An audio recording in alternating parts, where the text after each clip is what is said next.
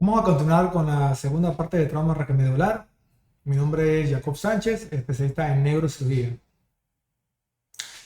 Como ustedes saben, siempre les traigo la bibliografía recomendada. Pues aquí tienen la introducción a la neurocirugía del doctor Juan José Mesadri, el Handbook of Neurosurgery del doctor Matt Greenberg, y también, pues, si quieren ir un poquito más avanzados, pueden ver el Neurotrauma and Critical Care of the Spine del doctor Alexander Vaccaro. Epidemiológicamente, el trauma raquimedular es una entidad por transmisión abrupta de energía sobre la columna y su contenido. Esta lesión puede ser abierta o puede ser cerrada, depende del vector de fuerza, por supuesto. Produce un impacto súbito y devastador en la calidad de la vida de los pacientes. 20% de los pacientes usualmente tienen más de un solo nivel afectado. Como pueden ver aquí en esta tomografía, tienen una lesión de 5, 4, 3, 2, 1, de una listesis de 12/1. Biológicamente, pues afecta a los jóvenes entre 15 a 30 años. Actualmente, pues, pacientes jóvenes que están bajo los efectos de las bebidas alcohólicas, involucrados en accidentes de automóvil, es lo más común, o realizando, pues, actividades de riesgo como estar trepados en un andamio o en un techo, o muchas veces en una palma, muchas veces incluso no salgo trabajando, porque a veces el accidente ocurre trabajando sin las medidas de seguridad necesarias, y no, pues, bajo el efecto de las bebidas alcohólicas. Y pues la relación hombre-mujer es mucho mayor.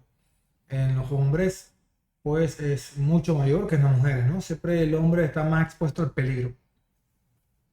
Las cosas principales son los accidentes de vehículo motor, accidentes laborales y, bueno, deportivos, pero en nuestro país no es tan común, ¿no? Pero bueno, en otros países como Estados Unidos, deportes de alto impacto, sí, los accidentes deportivos son un porcentaje importante. Y las regiones más comunes del accidente son de la columna, porque se afecta solo la columna cervical y la torcolumbar, que son las que tienen más movilidad.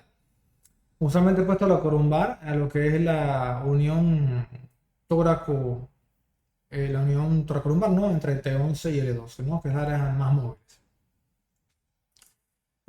La mayoría de causas de muerte son por broncoaspiración, por shock neurogénico. Hay que saber diferenciar el shock neurogénico en este caso, pues, después de una lesión medular, usualmente una lesión medular alta, que consiste, pues, bueno, consiste en el shock medular. Tiene tres características. Bueno, dos características principalmente, ¿no? Que presentan, bueno, hipotenso, o sea, está hipotenso, en la presión baja y está bradicárdico. Muy importante. A diferencia de los otros shocks, que puede estar hipotenso, pero está taquicárdico, porque usualmente, pues, trata de compensar. En el shock neurogénico no. Está hipotenso, está bradicárdico. Entonces ese es el shock neurogénico. El choque espinal no confundir, porque el choque espinal es diferente. El choque espinal consiste en la plejía, ¿no? O sea, la flacidez de las extremidades con lo de déficit neurológico sensitivo motor completo que ocurre después de la lesión medular. Entonces ese es el choque espinal. Usualmente el choque espinal, pues, puede demorar unos días con sección medular con datos de motor inferior, por decirlo así. Y a veces dependiendo del tiempo, ¿no? Pero a veces pueden pasar hasta 15 días donde el paciente comienza a presentar las lesiones o los signos clásicos, pues, de la lesión de la motor superior, que son la espasticidad, la hiperreflexia y los movimientos clónicos. Complicaciones secundarias, obviamente, de los accidentes con trauma raquimedular son las infecciones, que usualmente, pues, son a nivel de la parte respiratoria. Obviamente eso es importante, porque en este caso, pues, puede estar intubado.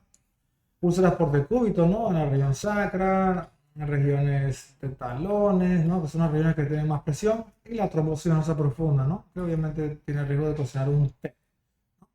El paciente, pues, a veces no está anticoagulado, que muchas veces no está anticoagulado, inicialmente por el accidente, ¿no? Pero después se le pone la profilaxis, ¿no? Biomecánicamente, Los vectores de flexocompresión son los más frecuentes, depende mucho de la velocidad, la magnitud, la dirección, resistencia de cada vértebra y la posición del cuerpo en el momento del accidente.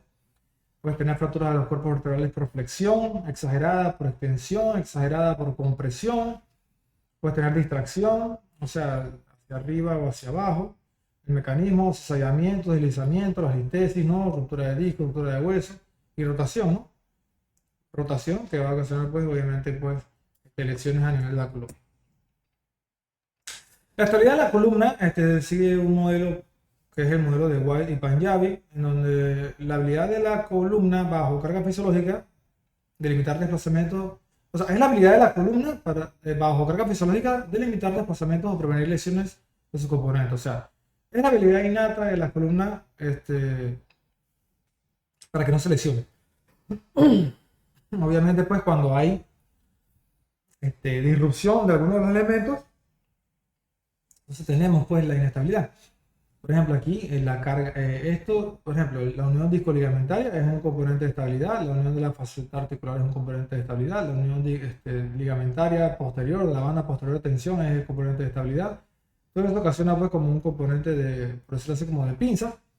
Si hay una fractura de los cuerpos vertebrales y hay alteración pues, del cuerpo vertebral, alteración de la unidad discoligamentaria, alteración de las facetas, alteración lo que es la banda de tensión ligamentaria posterior.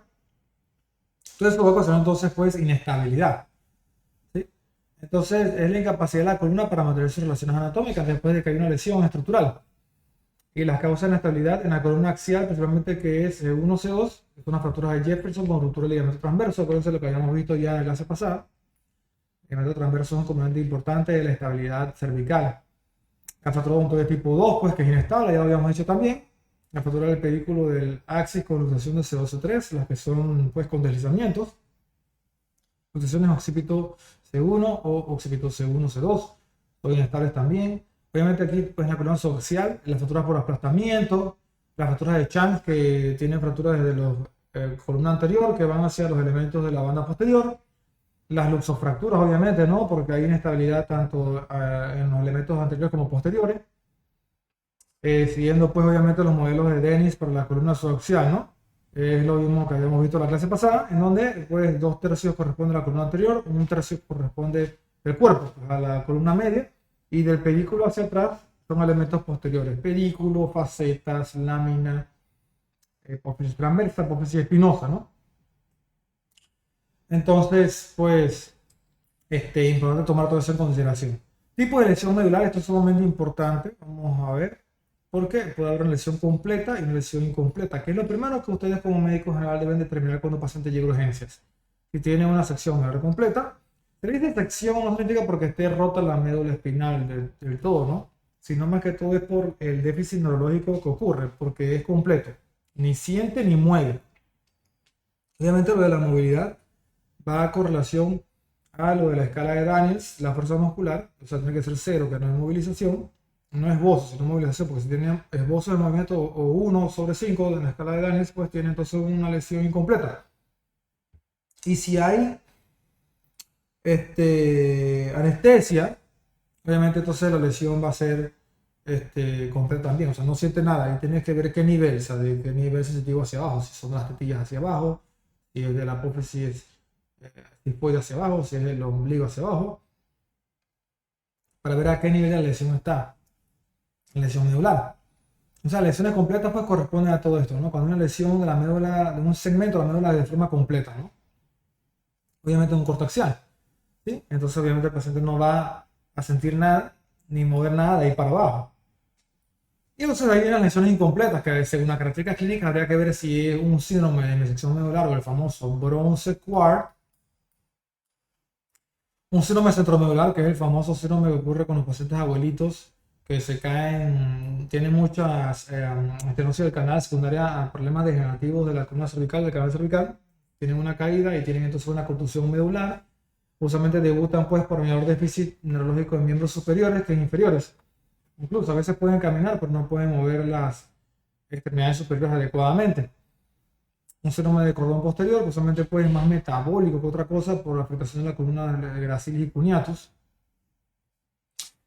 Y bueno, síndrome de asta ventral o asta anterior, pues es más común en lo que sería un polio, ¿sí? Por lesión del virus del polio.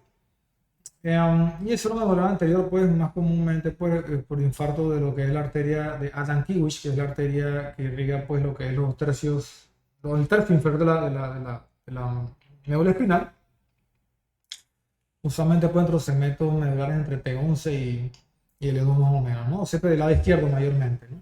Entonces es importante. Y las características clínicas son que, bueno, vamos a describirlas, ¿no? Pero el síndrome de Bronze-Quart, el paciente va a tener una disminución de la fuerza muscular ipsilateral y alteraciones proprioceptivas ipsilateral y alteraciones sensitivas de dolor y temperatura contralateral. Claro, por debajo de la lesión. Tanto motor como sensitivo, ¿no? El síndrome centromedular, el paciente va a tener mayor movilidad de miembros superiores que inferiores. Miembros inferiores, perdón, que superiores. El paciente a veces puede incluso caminar, pero no puede mover bien los brazos. Simplemente como de los abuelitos con espondiloartrosis.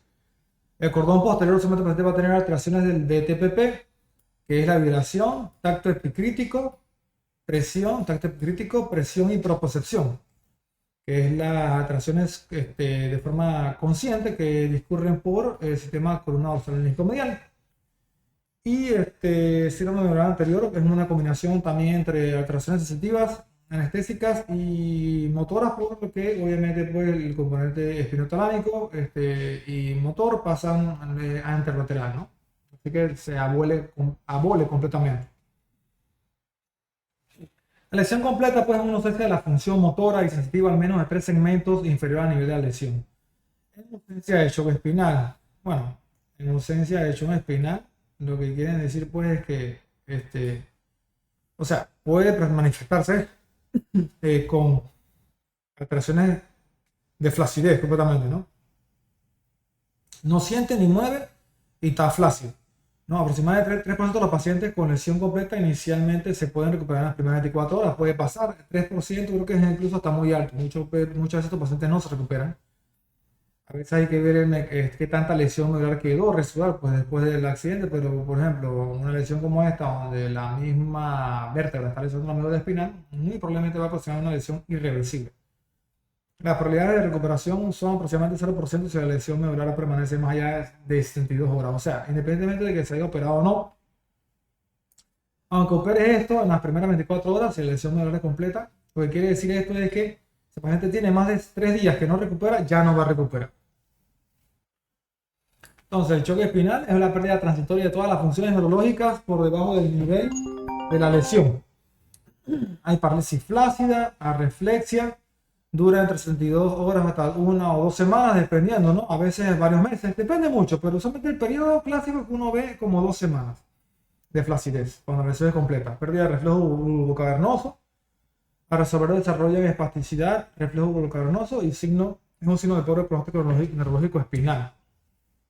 El choque neurológico, como les dije, son dos cosas principales: hipotensión y bradicardia. Esto usualmente a los niveles cervicales altos, por arriba de T1, porque es por interrupción del sistema nervioso autonómico simpático, ¿no? Que pasan las fibras de las vías de fibras blancas, ¿no? Que vienen desde la región hipotalámica hacia la región de los que son las astas anteriores, las astas intermedias laterales de la columna entre T1 y L2, ¿no? Que se encuentra principalmente en el medular. Entonces esa lesión de esas vías a ese nivel ocasiona pues el shock neurogénico. Hay pérdida de la vasoconstricción, por lo que hay una vasodilatación inferior al nivel de la lesión, con el consecuente shock, ¿no?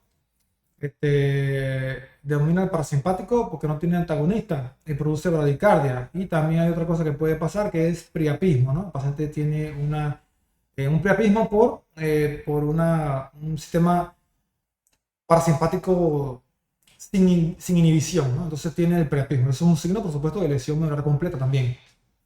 Así que forma parte del examen físico del paciente al ingreso. Puede durar de 10 a 15 días. Y su tratamiento es dopamina intravenosa.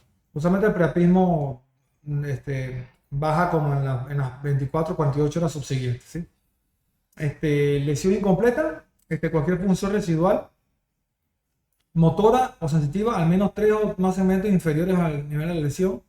Hay déficit motor sensitivo, preserva sensación sacral, reflejo bulocavernoso presente, entonces no es lesión incompleta. Los tipos son el centromedular, como ya dije, el anterior por infarto de la arteria de Dankiewicz, el posterior que es más metabólico, precisamente por alteración del BTPP, vibración tacto hipercrítico, presión por percepción, problemas metabólicos, problemas como el neurolúes, déficit de vitamina B12. El broncecuar ya es un trauma, en sección medular, pérdida ipsilateral motora y proprioceptiva ipsilateral y contralateral espinotalámica, dolor de temperatura. Bueno, el síndrome de cono medular, que viene siendo pues lo que es más alteraciones vesicales que otra cosa. Claro, motoras y vesicales, ¿no? Pero la función vesical es la primera que se ve afectada. En la caudequina el dolor es lo principal. El síndrome centromedular, el tipo más común de lesión medular incompleta, tiene una recuperación hasta del 50%. Ocurre por un mecanismo de hipertensión cervical con enfermedad degenerativa, espondroartrosis, es como se llama. Se presenta clínicamente igual a la seringomiela. La seringomiela es cuando hay una dilatación del canal ependimario a nivel de la médula espinal, no es dilático, hace una lesión como si fuera un centromedular igual. ¿Y por qué puede mover menos las extremidades superiores?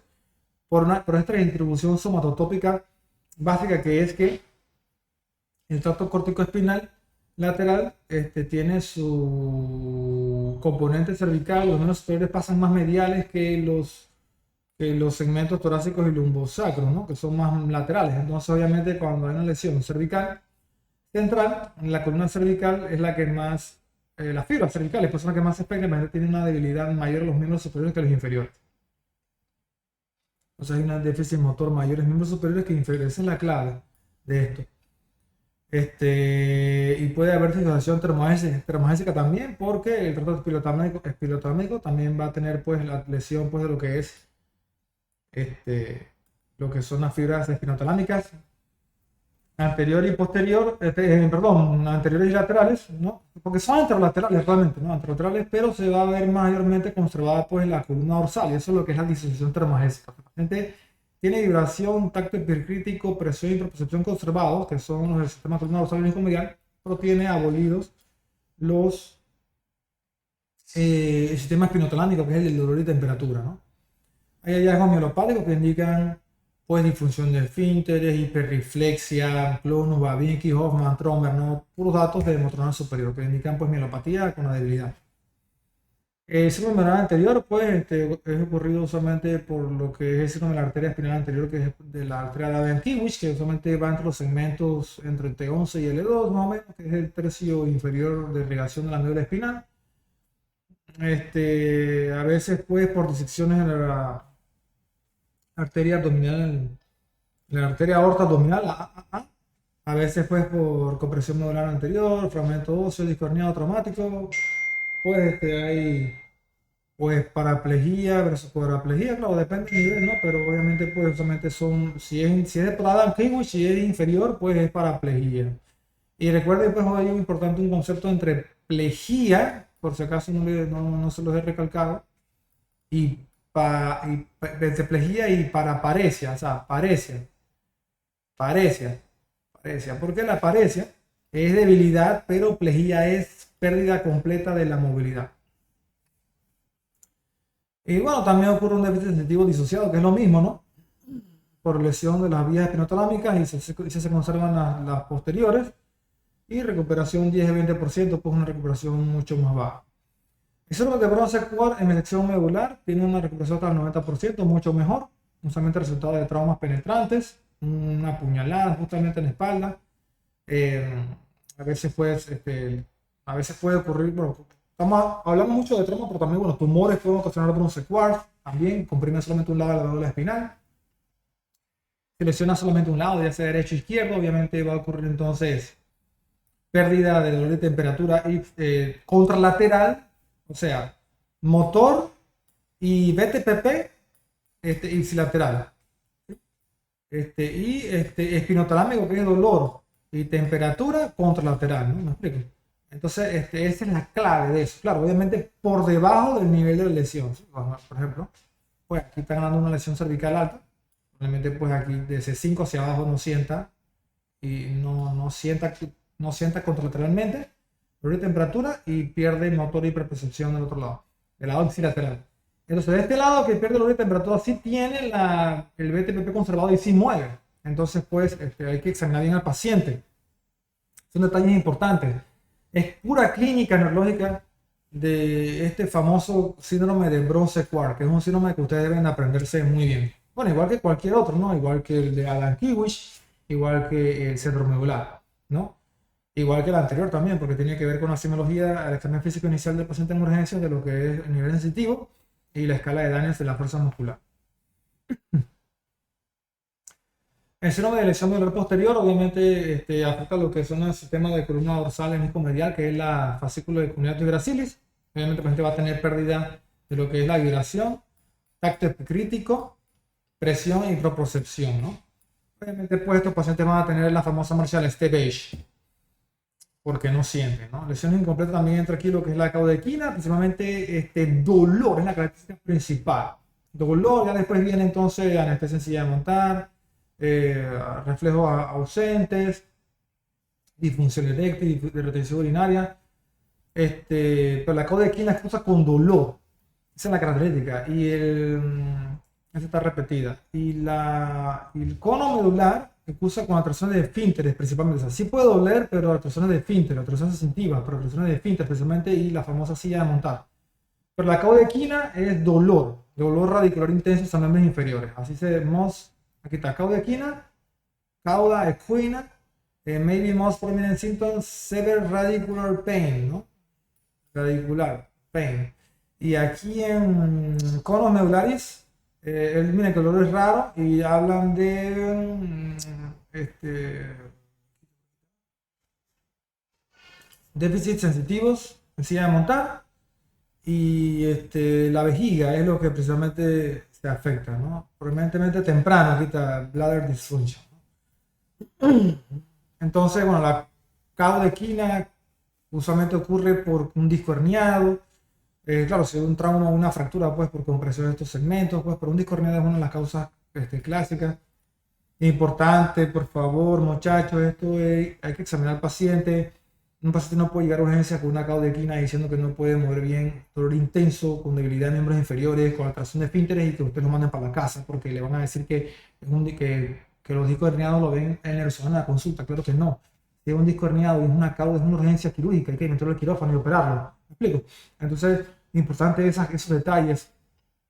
A veces el médico en general pierde la noción entre lo que es urgente y lo que no es urgente. Y claro, ¿no? A veces muchas fallas en el sistema que hacen que piensen que esto se ve en la consulta externa. No, esto es una urgencia, ¿sí? Entonces es muy importante que tengan eso en cuenta, ¿sí? Alteración neurológica, un problema neurológico es una urgencia. Neurológica, un déficit sensitivo, un déficit motor, es una urgencia neurológica, ¿sí? Tienen que saber eso. Es como la pupila dilatada, o sea, hay que llamar a un neurocirujano para que evalúe por qué el paciente no siente, por qué no mueve. O sea, no diga que no, solo vaya a hacer para la casa y vaya a la consulta con el doctor para que le den cita en 6 meses para que lo vean. O sea, no puede ser. Entonces, se los digo porque ya he tenido varios pacientes que me han llegado a la consulta así, 3, 4 meses después, y ya obviamente con la historia, y lo digo así, pues la historia de terror que han llegado a 4G y nos han mandado para la casa con ese déficit neurológico. Entonces, eso no puede ser, ¿sí?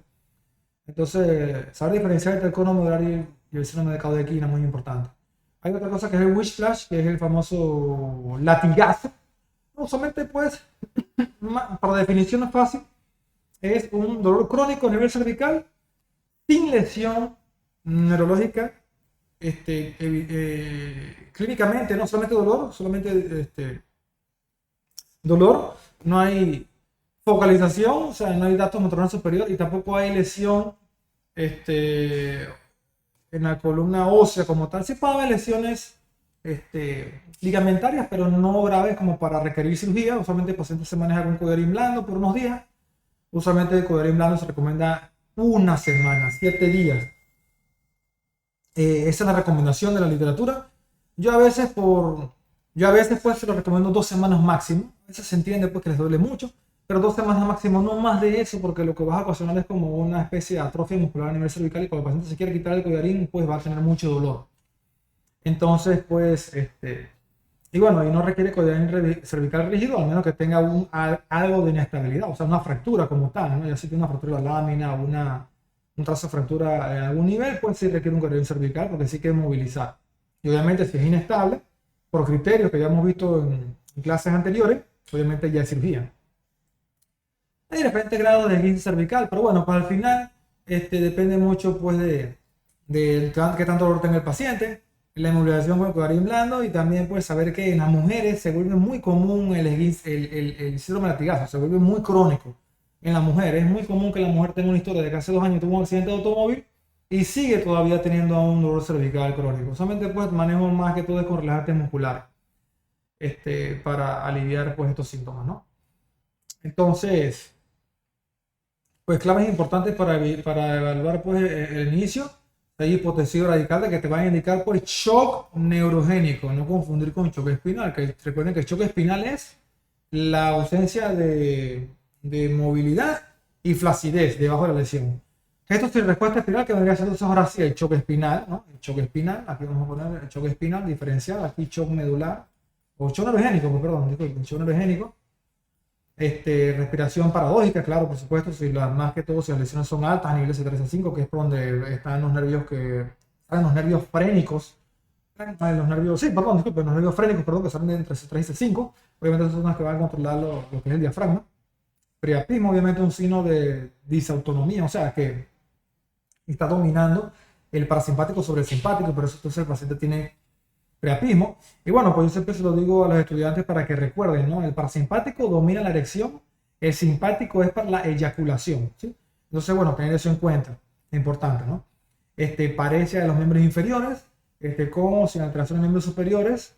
Bueno, si hay alteración de miembros superiores puede procesar una lesión cervical alta, por supuesto. El nivel sensitivo, muy importante, o sea, que se examina al paciente, de arriba hacia abajo, de abajo hacia arriba, como ustedes quieran, pero tiene que haber un nivel de ahí para abajo donde no sienta, así que puede ser 2 o 3 niveles por debajo de la lesión. Puede haber áreas como de bandas de alteraciones sensitivas diferentes, pero igual, ¿no? Ese va a ser el nivel sensitivo. Nivel de sudoración, claro, si está más relacionado con alteraciones disautonómicas, ¿no? Y dolor cervical, claro, por supuesto, ¿no? Porque obviamente indica inestabilidad, ¿no? Y lo primero siempre es inmovilizar al paciente. Claro, después llega al hospital, se le hacen los estudios de imágenes y se determina, pues, si ya requiere, pues, una cirugía. Bueno, o está inestable, porque igual, uno no sabe si está inestable, se le hace un CAT después para evaluar, ¿no? Obviamente con los criterios correspondientes y siempre habiendo evaluado al paciente neurológicamente. Entonces, siempre la abordaje inicial va a consistir en evaluación neurológica, examen físico-motor, las extremidades superiores e inferiores, evaluación de la sensibilidad, de aquí para abajo no siente, del hombro, si no siente el hombro C5, y las tetillas T4, son quipoides, ¿no? Apófisis cifoide, T6, ombligo, T10, y no siente la rodilla para abajo, el T3, y así, pues. Entonces, importante. Reflejo patológico, Hoffman, Tromberg, Clonus, Babinski. También, claro que sí, porque indican lesión pues, de la motoneurona superior, ¿no? O vía córtico-espinal. Muy importante que tengan eso en cuenta. Eso forma parte del examen físico básico que ustedes tienen que hacer. Los miotomas se evalúan el examen físico se evalúa por miotomas, no subo el brazo, porque yo puedo pedir a un paciente que suba el brazo, solamente me va a mover C5, no me va a mover ni C6, ni C7, ni C8, ni T1. Entonces la evaluación es por miotomas, igual. Yo le pido a un paciente que levante la pierna, solamente me va a elevar L2, porque es la flexión de la cadera. Entonces hay que pedirle que haga diferentes acciones. Y esto lo debe saber todo médico debe de aprenderse los miotomas. C5 es abducción del hombro. Y también saber que los miotomas pueden hacer un overlapping con otros miotomas. Entonces, saber que hay algunos key points para evaluar. Por ejemplo, C5, para evaluarlo objetivamente, puede ser abducción del hombro. C6, extensión de la muñeca, como si fueras a parar un taxi en forma de stop. C7, extensión del antebrazo. C8, presión de la palma de la mano, de los dedos. T1, abducción de los dedos, ¿no? Y se le hace test de resistencia, ¿no? O sea, pones los dedos contra la abducción de los dedos y ves si tiene debilidad. La flexión de la flexión de los dedos de la mano, obviamente le pides que te apriete la mano y ves qué tanta fuerza tiene. Y así, ¿no? El resto de los movimientos los hace siempre contra fuerza. L2, flexión de la cadera. L3, extensión de la rodilla, L4, dorsiflexión plantar, L5, dorsiflexión del hallux y S1, flexión plantar. Muy importante pues tener eso en cuenta. Se evalúan, se le pide al paciente que haga eso exactamente para poder descartar que no haya lesión en un miotoma específico, que te va a indicar también qué nivel de lesión es. Y eso entonces también igual evaluando pues qué tanta fuerza tiene, porque no solamente es que haga el movimiento, sino qué fuerza tiene. Si tiene cero, que es ausencia de movimiento; si tiene uno, que es esbozo de movimiento; si tiene dos, perdón, que es el que el paciente mueve sobre una superficie, más no vence la gravedad; 3, que vence la gravedad más no vence resistencia; 4, que vence gravedad y vence pobremente la resistencia; y 5, pues movimiento normal. Los dermatomas lo mismo, ¿sí? Hay key points para dermatomas: C5, usualmente deltoides; C6, yo recomiendo pues cara lateral del antebrazo y el pulgar; C7, el dedo del medio; C8, el dedo meñique y la cara medial de la mano, muñeca y parte del antebrazo también; y T1 más que todo pues lo que es cara medial de antebrazo y axila; T4, tetillas; T6, apófisis sifoide; T10, ombligo; L1, la región de la ropa, yo siempre digo la región de la parte alta de la ropa interior; L1, la parte baja de la ropa interior; L3, rodilla; L2, perdón, tercio superior del muslo; L3, tercio inferior del muslo; L4, rodilla y cara medial de las pantorrillas, como el tobillo; L5, cara lateral y hace un movimiento así en forma de giro hasta el hallux principalmente, ¿no? Como cinnamon roll, yo le digo. Y según el resto de los dedos con la planta del pie, obviamente por acá abajo, y una pequeña línea que sube, que sube hasta por aquí. Después viene S2, que viene siendo como el tercio, este, eh, como el tercio superior del muslo por la parte inferior. Y S3 y S4 porque se concentran hacia la región pues concéntrica del ano, ¿sí? Entonces, y otra cosa que hay que evaluar también, entonces o sea, con la fuerza muscular, ya entonces pues, puedes saber qué escala de Asia o Frankel tiene, ¿no? Es importante porque va de la letra A a la letra E. Entonces la letra E es excelente, ¿no? Ese es el mnemotécnico. No hay alteración ni motora ni sensitiva de ningún tipo. Y A, que está hasta la, o sea, que está hasta la, ¿sí? Lo que ustedes quieran, ¿sí? Pero está hasta la, para que se acuerden de A, que ni siente ni mueve, ¿sí? Entonces, B es que siente, puede sentir, pero no puede mover. C es que mueve un poco, usualmente con fuerza muscular no útil, o sea, de 3 o menos, ¿sí? D es que tiene debilidad, o sea, puede ser un 4/5, ¿sí? Entonces, tener eso en cuenta, porque eso es sumamente importante. O sea, un paciente de trauma, cuando se evalúa, se le examina los miotomas más los dermatomas, y eso te da igual entonces a la escala de Asia, ¿sí? O a la escala de Asia, la escala de Frankel, no Asia, que es la más nueva, porque la escala de Frankel es como que quedó en desuso, pero al final es lo mismo, nada más varía en unas cositas allí con la fuerza muscular, del valor de la fuerza muscular. Entonces, pues, y los miotomas se evalúan por la escala de Daniels, siempre, ¿no? Porque tienes que saber qué miotoma tiene afectado y qué fuerza tiene ese miotoma.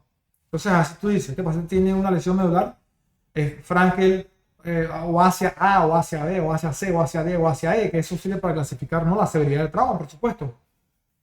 En estudios de imágenes, siempre se recomienda, pues, su serie de trauma como tal, se recomienda la radiografía, por supuesto, como primera opción. Pero pues si hay ya trauma múltiple, uso de bebidas alcohólicas, ya déficits neurológicos bien instaurados, nivel sensitivo, déficit motor, dolor específico en un área de la columna, hay que hacer una tomografía siempre.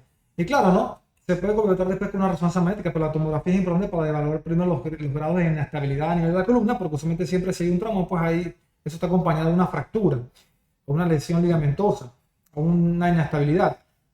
Que como consecuencia puede tener déficit neurológico por compresión, ¿sí?